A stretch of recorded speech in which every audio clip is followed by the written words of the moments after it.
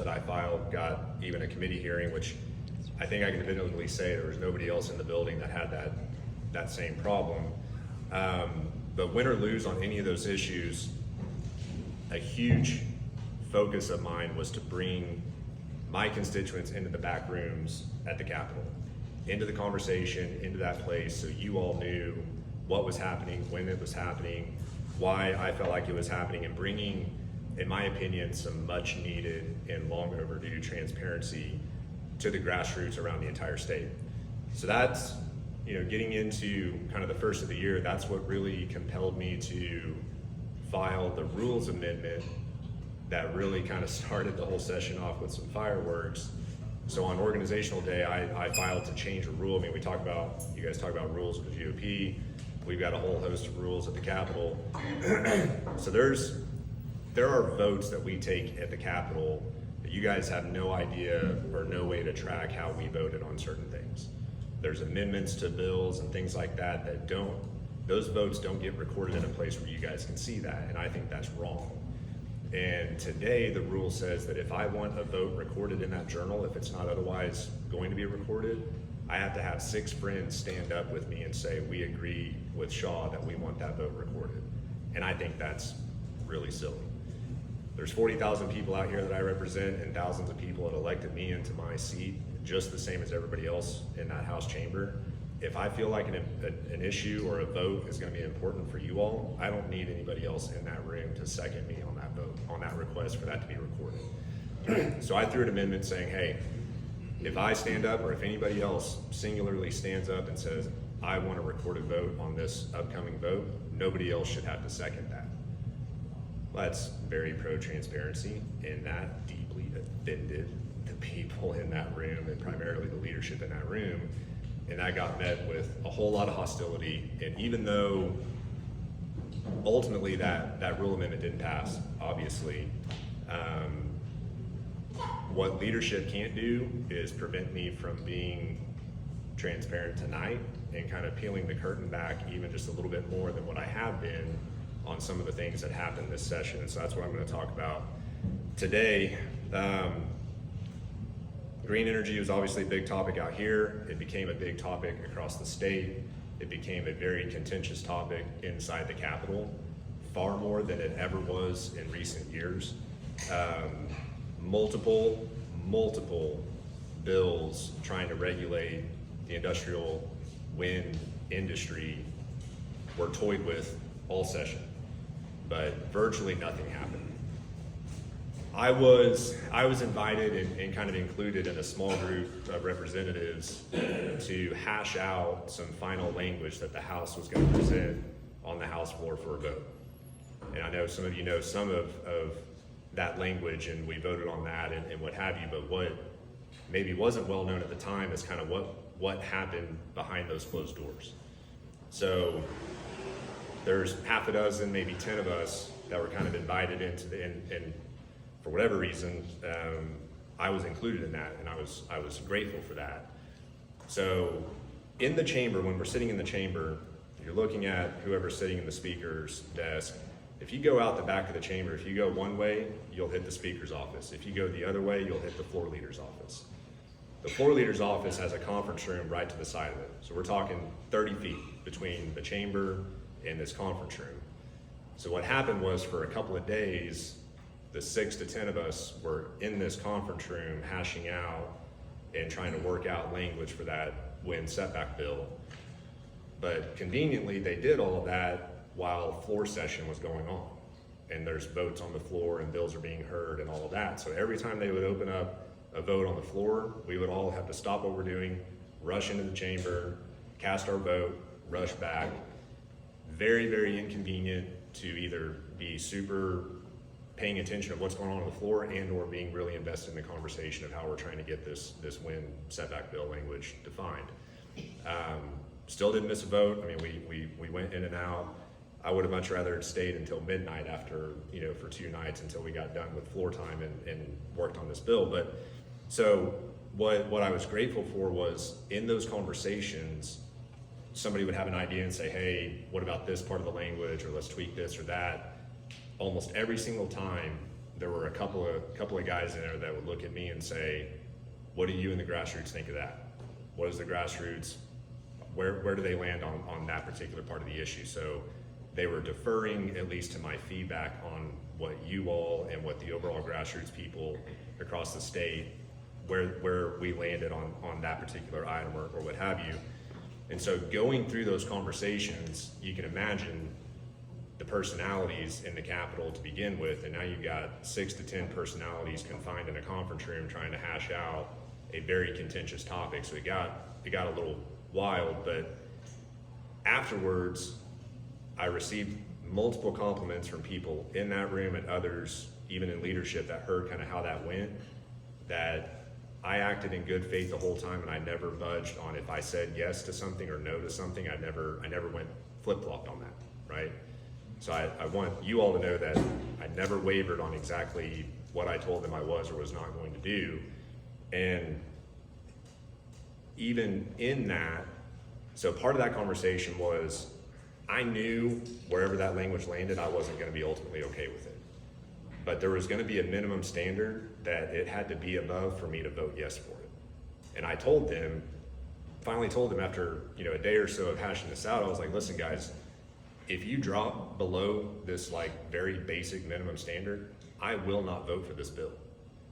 And you should have seen the look on their faces, because it was like, you would have thought that just because we were all in the room together, we'd all taken a blood oath to vote yes for that bill no matter what and however it landed. I mean, that was so offensive to some of the guys in that room, and it was very interesting. But in that moment when I said that, Representative Nick Archer, who's the chair of the Energy Committee, he was like, well, if there's a possibility that you're going to vote no on this bill, he was like, I'm voting however you vote.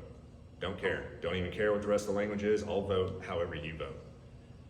So in the moment, I'm like, all right. I mean, he knows that I'm doing my best to represent the grassroots voice in the room on the language, so maybe he just doesn't want to offend the grassroots and he wants to be on that side. I'm like, all right, I'll take it. We get to the final night of kind of hashing out this language. The very next day, we're going to hear the bill on the floor, and they all learned that I had filed an amendment on that bill, because I knew wherever that language landed, it was not going to be strong enough. So I filed an amendment that I felt like would most closely represent at least an above minimum standard and some pretty strong position on that policy. And they got super, super mad. When they figured out that I filed that amendment, I had all 6 to 10 other representatives in that room basically yelling at me, saying like, how dare you be a part of trying to, work on the language here and then go and file an amendment. I said, guys, I told you from the beginning, whatever you do, it's not going to be good enough, and I know it.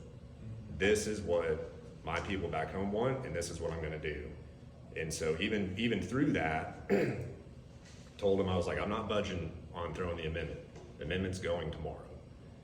Their main complaint, it was going to be a hard vote.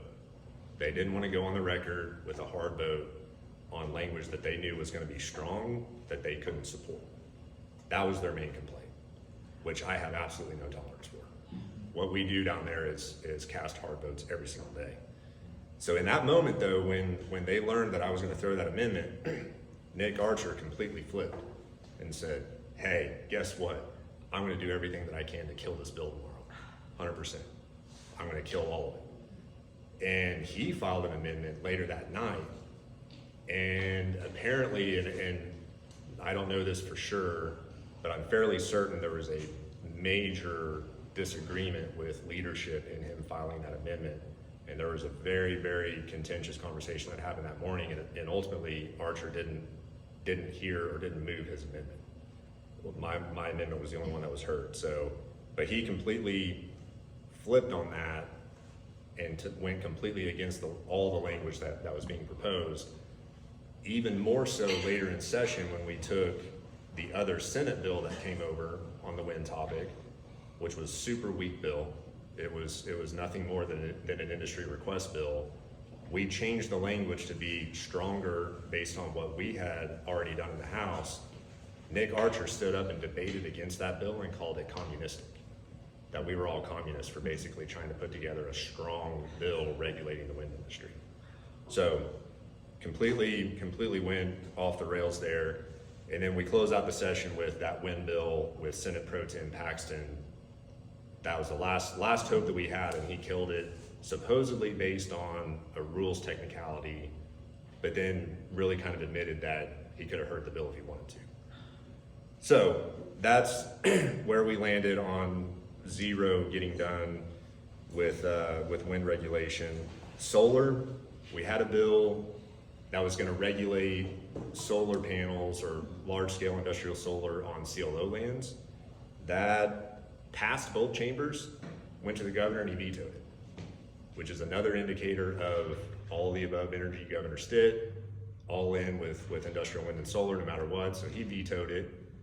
Comes back, the Senate took it up first because it was a Senate bill. They passed an override on the veto. So they were like, all right, Stitt, too bad, override. Came to the House didn't even hear it. So the veto stuck. We still don't have solar regulations on CLO land. Other solar and battery storage setback bill passed the House completely, passed the Senate Energy Committee, didn't get a hearing on the floor, on the Senate floor. The only thing that we got related to green energy was light mitigation for wind turbines. That's it. Which basically, so new turbines going forward, the flashing lights, they have to put technology in where it only flashes when aircraft are, I think, within 3 miles, or they put the cones on the top where the flashing doesn't go down and you can only see it up. That still had a veto from the governor that took both chambers to override. But I think we did override it. So we've got light mitigation for wind turbines, and that's about it. Biosolids, absolutely nothing accomplished on a very obvious issue with human error. Multiple bills refused a committee hearing. Even Senate Bill 3, which I think was also a show bill that basically grandfathered every single existing biosolid human error sludge site lease in perpetuity if DEQ wanted to perpetuate it. So basically you're grandfathering everything in that's currently there. Passed the Senate, came to the House, didn't get a hearing by the same committee chair that wouldn't hear mine. Oklahoma Municipal League campaigned so aggressively against all of that legislation, even the show bill, as well as mine, as well as a different bill that Senator Jett did. I heard they were prepared to spend millions, multiple millions of dollars campaigning against any legislation that would create a ban or otherwise restrict land applied biosolids. They went out against it in a massive way. And I think purely out of greed. House leadership is supposedly going to conduct an interim study on biosolids. I have not been approached one time about it. They're gonna move forward with that. They've got the Ag Committee potentially going to file that, and they're going to do this whole process. And I haven't been consulted on it at all. When arguably, I think I probably spoke out about it more than anybody else in that place, and was probably the biggest thorn in the side of the person that's going to be running the study. China land ownership, foreign land ownership, another do-nothing show bill was passed. We still don't have the criminalization of hostile foreign nationals owning land or forced divestment of current land holdings. Arkansas passed a great bill regulating this year, which is another example of Oklahoma being behind the curve with even our closest neighbors.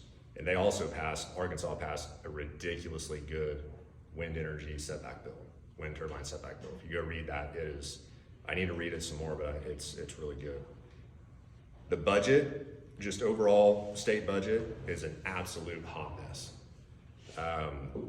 We were largely being told from the very beginning that we were going to go into a deficit year, that our tax revenue was not going to be enough to cover typical outgoing spend with agencies, yet somehow I think the budget increased from 12.5 billion to 12.7 billion.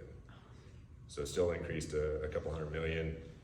I had another new member tell me, they explained this to me and they explained it perfectly. The way that we look at the budget for the state is completely backwards.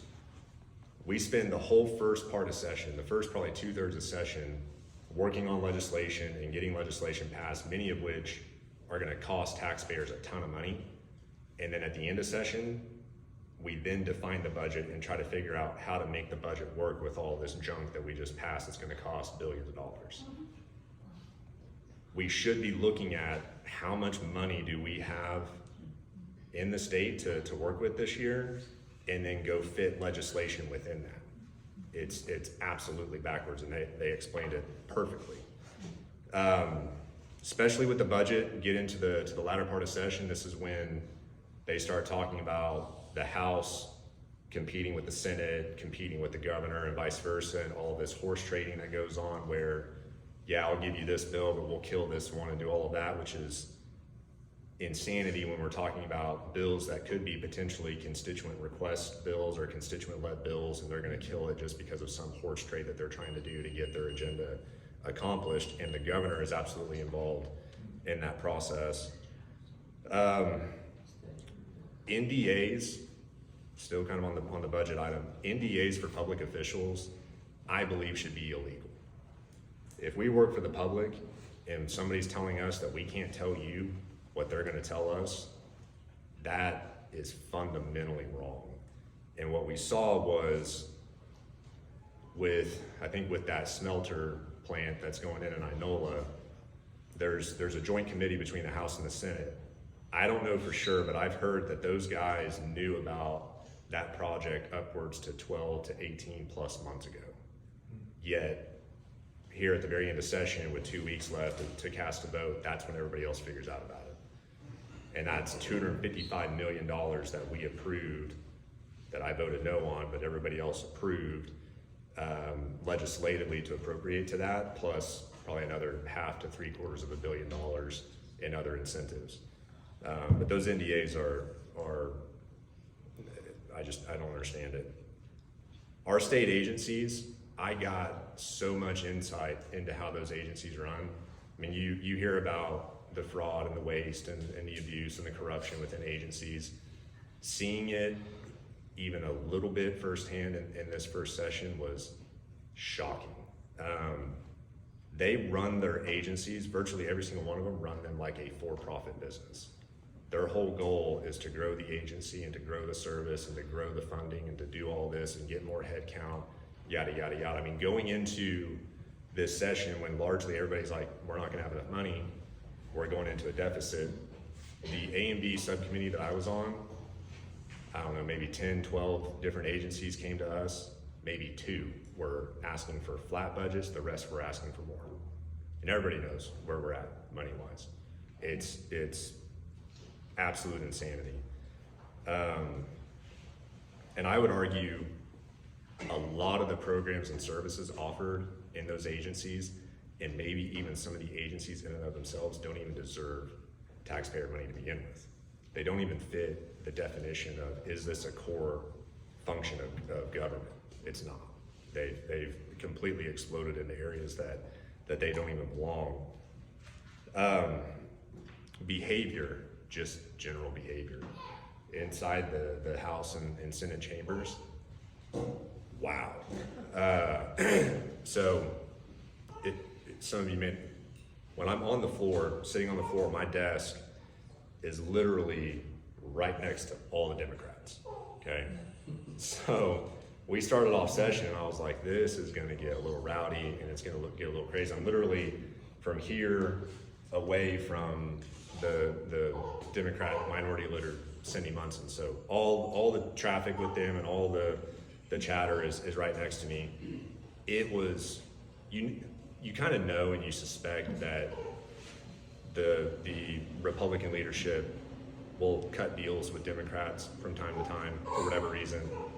Every single day they're going back and forth and doing, I'll give you this, you give me that, and it was shocking how much the Democrats were actually catered to in that place. That was really interesting. Also in the chamber, members openly admitting that they would vote conservatively on a particular bill because they knew the Senate was going to kill them. So the wind bill that we actually passed, 2/3 majority the first time, which then became the same language in the Senate bill later in session.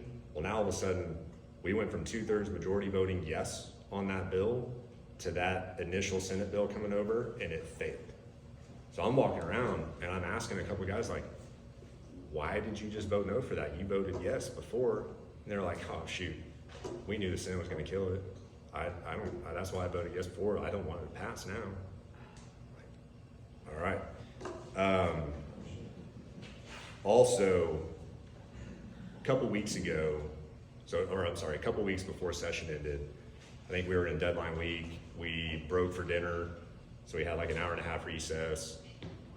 And I'm thinking, this is like the first time, a lot of the times we'll just go straight through dinner. They'll bring food in and we'll just stay on the floor and keep going and finish up, as quickly as we can.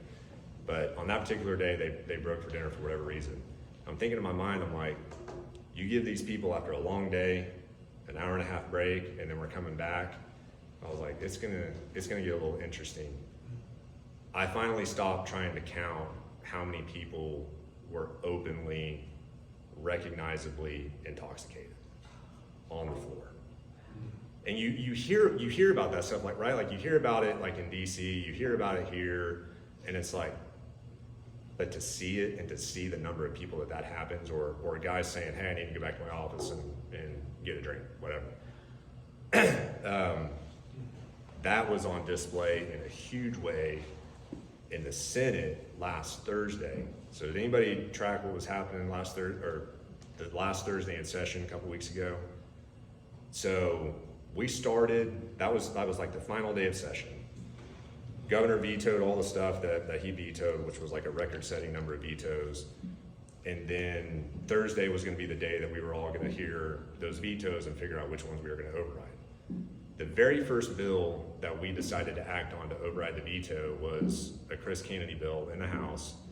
Had a bunch of language that was questionable about National Guard and some intent, things like that. But I think what they ended up doing was roping in a lot of the military funding, budget-wise, into that bill. So it became kind of this big, nasty bill, not big, beautiful bill, but big, nasty bill. And so, very first bill that was taken up to override the veto, I voted no, just like I voted no on it before, overwhelmingly passed. So around 2 o'clock in the afternoon, we start flipping veto overrides from one chamber to the other. So this goes over to the Senate, and I think leadership and candidate, they all go over to the Senate and they're like, hey, you need to hear this one first, you need to pass this one now. So as a tactic, House leadership basically said, we're not gonna hear any of the veto overrides that you passed, and we're gonna hold them hostage until you pass this Kennedy bill over here. So at 2:30 in the afternoon on Thursday, we're basically in a holding pattern, and they say that we're standing at ease. So we're not even in an official recess of like, hey, we're gonna take a break for a couple hours and come back. We stood at ease from 2:30 p.m. until 9:30 p.m. Now, obviously, we were in our offices and going back and forth, waiting on them to bring us back in. The Senate started talking about that bill at 2 o'clock. They opened the vote at 4 p.m. So this is where they're saying, all right, senators, push the green or red button on the bill. They opened it at 4 p.m. To override a veto in the Senate, you gotta have 32 votes to override the veto. They had 30. They didn't have enough. The conservatives were blocking it. They held that vote open from 4 o'clock in the afternoon until 9:15 at night. Holding a vote usually takes minutes, 5 minutes, 10 minutes on a typical bill to hold it open to get people to push the button and what have you. They held it open for 5 hours. In that 5 hours, you've got people going in and out of the Senate chamber. You've got deals trying to be made. You've got offers of, we'll give you anything you want if you flip your vote, blah, blah, blah. At the end of that marathon, the debate and the discussion on the Senate floor, if you have time, you should go watch it. The amount of people way intoxicated was really sad. It was shameful the way that some of them were acting and talking. And so that is a pure example of, if leadership wants something to pass, they will do anything they want to get it passed. I never once this session saw that kind of urgency or determination on any of our priorities. Not one time. And on the House side, they leave stuff open. They leave votes open for 10, 15, 20, upwards 30 minutes sometimes. Never 5 hours. That was incredible. Few takeaways and then I'm done. You guys already know that politics in our state is horribly broken, just like in DC. I mean, it's broken from the top down. I don't need to explain any of that to you guys. You guys already know that. But if there's one thing that I realized in every single fight this session is that the grassroots Republicans of Oklahoma are a sleeping giant. I think that our political atmosphere that we're dealing with right now is a result of most Republicans and even a lot of those that vote routinely in primaries being very disengaged in state politics. But what I saw time and time again this session is that when that hornet's nest gets nudged even just a little bit, and those politicians get 50 calls in a day because people get fired up about something, those guys absolutely lose their minds. And that's even just with a little bit of a nudge. I mean, I multiple times, Saturday morning, I'm at home doing work out on the place, and I'll get a text message or a phone call from another House member. Shaw, will you please get your people off my back? Please, like pleading with me. Or will you get your people off of my people so they'll get off my back? I mean, the pressure works. And I would tell them, like, listen, man, like, my priority is District 32, hands down. And your priority should be your district, hands down. I don't deny that. But when we're in that chamber and we push the green button or the red button, that's policy that affects the entire state. So if you guys are for or against something that is counter to my people back home, they're gonna take issue with it and they're gonna call you, and I'm not gonna prevent them from doing that. Because I'll tell you what, I got a ton of calls from people all over the state on other topics that they were upset about how I voted, or they're trying to influence me to vote a particular way. They weren't in District 32, but they had every right to call me and voice their frustration or their issue on that, hands down.